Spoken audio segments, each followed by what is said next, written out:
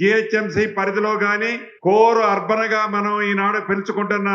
ORR కి inner side ఉన్న ప్రతి ప్రాంతాన్ని, ప్రతి అంగుళాన్ని అన్ని రకాలుగా అన్ని దిశలలో ఈ ప్రభుత్వం అభివృద్ధి చేసే దాంట్లో వడిగా అభివృద్ధి చేసే భాగంగా ఈనాడు ఈ ప్రభుత్వం ఎలా పనిచేస్తుందో మీరు చూస్తున్నారు. ఈ అభివృద్ధిలో భాగంగానే ఏదైతే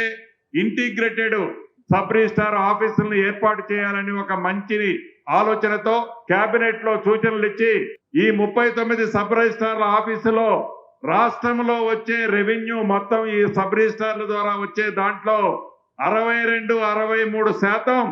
రెవెన్యూ వచ్చే ప్రాంతం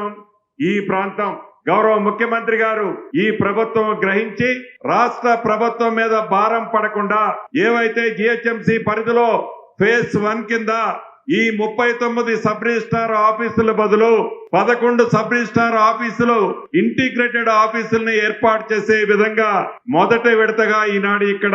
4 సబ్ రిజిస్ట్రేషన్లకు సంబంధించిన ఆఫీసుల్ని ఇంటిగ్రేటెడ్ చేసి 6 సబ్ రిజిస్ట్రార్లు ఉండే విధంగా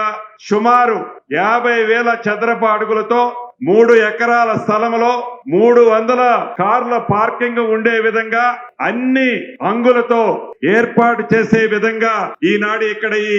ఇంటిగ్రేటెడ్ రిజిస్ట్రార్ ఆఫీసులు ఏర్పాటు చేయడం జరుగుతుంది.